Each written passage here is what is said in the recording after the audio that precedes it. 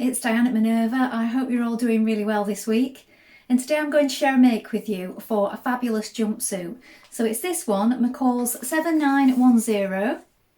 And we're going to be making this combination. So it's view 2 and 6.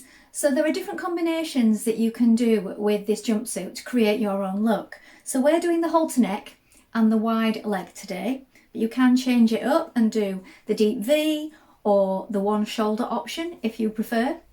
Have a look and play around with those options, see what works best for you.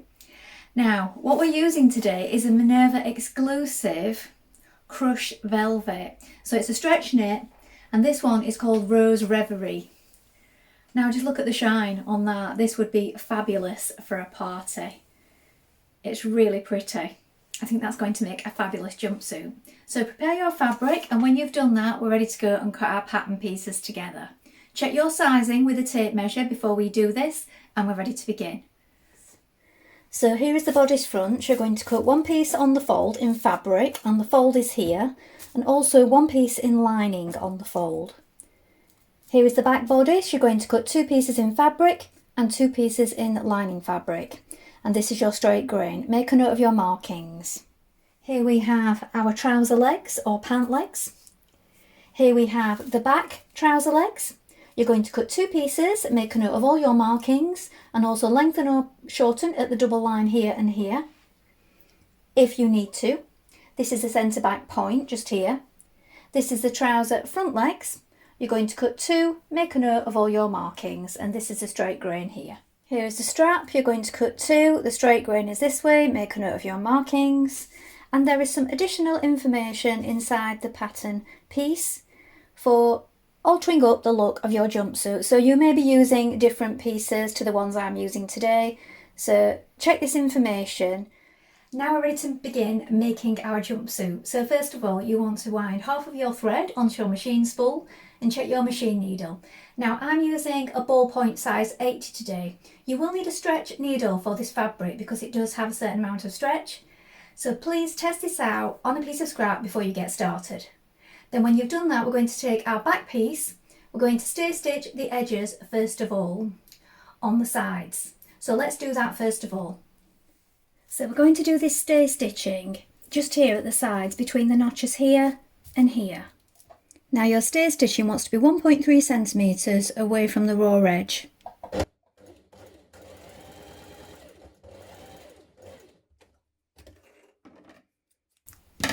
Do this on both back pieces. Now place your back pieces together, right sides facing like this, and pin up the centre back. We're going to stitch with a 1.5 centimetre seam allowance up to the circle here and back tight to reinforce.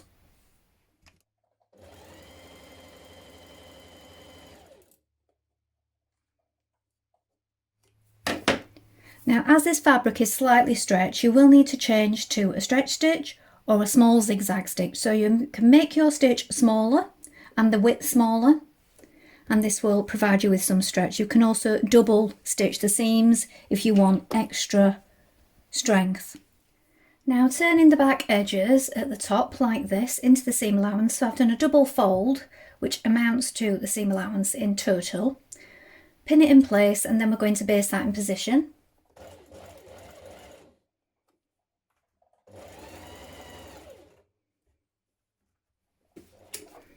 Ease stitch your bodice front between the markings here and here.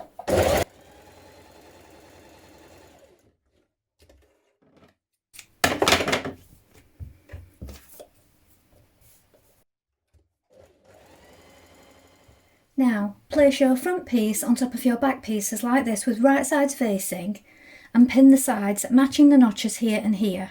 You're going to pull on these ease stitches a little just to bring in that ease into that side seam. When you've done this, finish pinning it the rest of the way.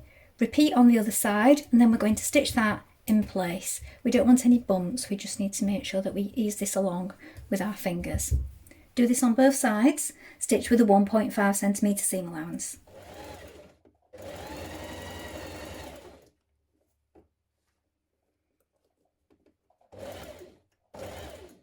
Now fold your strap pieces along the fold line with right sides facing, and we're going to stitch And then when we've done this, we're going to turn it through.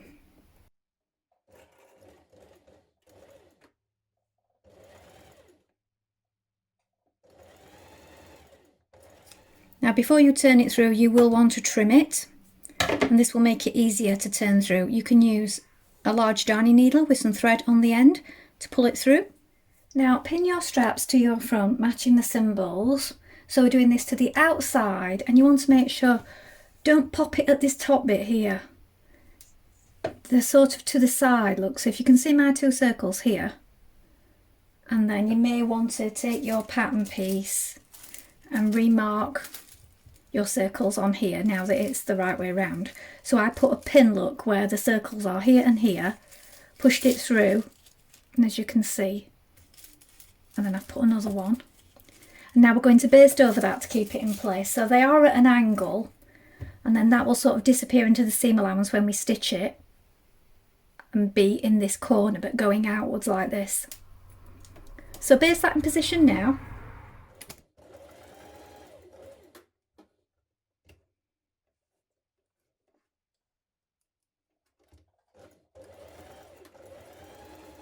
Now ease stitch the side edges of your front lining piece.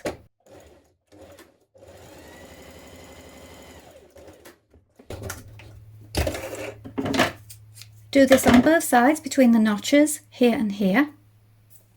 Now place your two back lining pieces together and stitch the central back seam in the same way that you did your main fabric. So 1.5 centimetre seam, and we're stitching it up to the circle marking just here.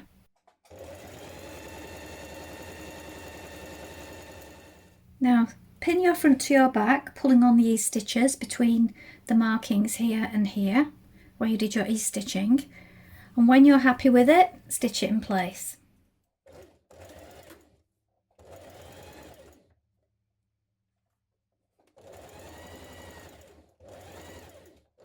Now you're going to pin your lining with right sides facing to your main fabric.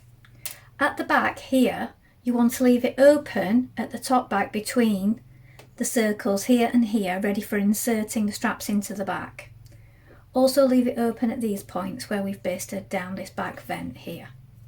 So we're going to stitch along here, all the way around the armhole, up, round the front and down the other side. We'll insert our straps in a moment.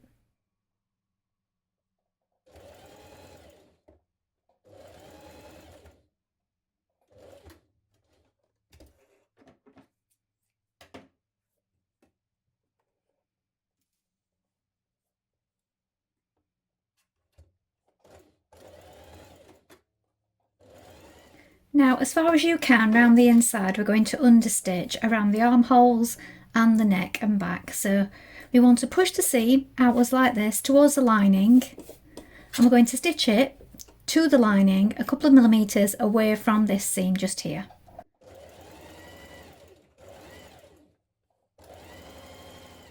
Now from the outside, you're going to insert the remainder of your strap. So fold it over like this, make sure that it's lying flat. We're going to insert it here into the back.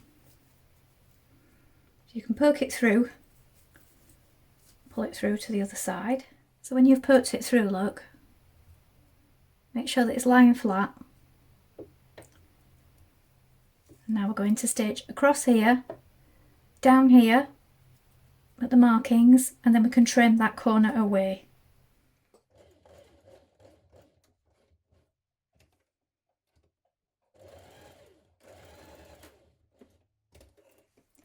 Now pin and edge stitch the back opening edges, so we have the lining and the main fabric. You're going to stitch them together from the outside.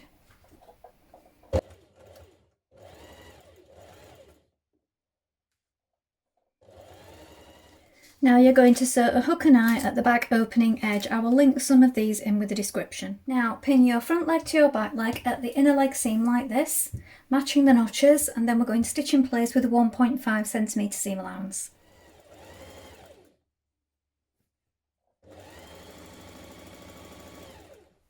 Now you're going to pin your front leg and back legs together like this. We're going to do this at this curve here.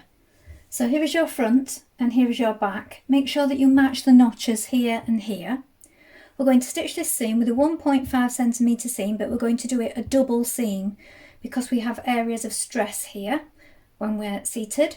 So we need to make sure that it's nice and strong. So go over that seam twice.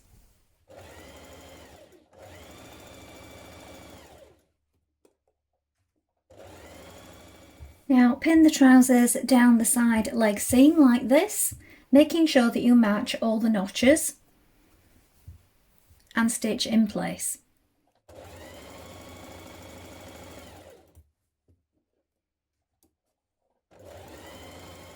Now it's a 3.2cm hem on the bottom of the trousers, so we can do this with a double fold, so you may want to measure it and pin it on the outside like this so you can see where 3.2 lies, and then fold it back and stitch it in place.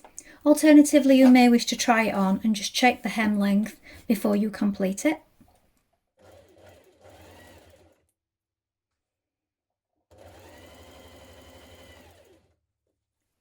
Now you're going to pin your bodice to your trousers like this, matching the front point and the back point. You need to make sure that you match the notches here and here, then the side seams, and you'll need to pull on it a little as you do this.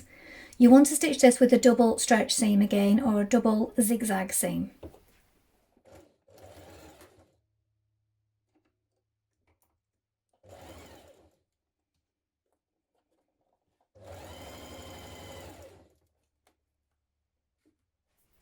So here is the finished jumpsuit.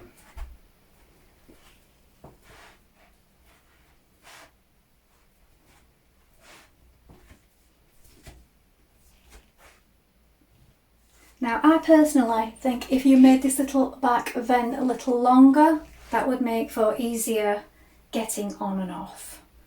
So the fabric is stretchy, but if you want it easier to get on and off, I would make the vent longer at the back. Well, thank you so much for watching today. I hope you enjoyed making this jumpsuit along with me. I think it's a fabulous pattern. Loads of different ways that you can make it up again and again while changing the look, so you don't always have the same garment. And it's also fabulous for the party season or a special occasion that you may have coming up. I look forward to seeing what you've made. Remember to include those photographs in the comments. Now that's all from me for today, but I hope to be back soon with another sew along for you. Don't forget to take a look at the Minerva Craft Club to get 10% off all your orders for a whole year, and of course create a free account to join in with our wonderful worldwide sewing community. That's all for now. Thank you for watching. Bye.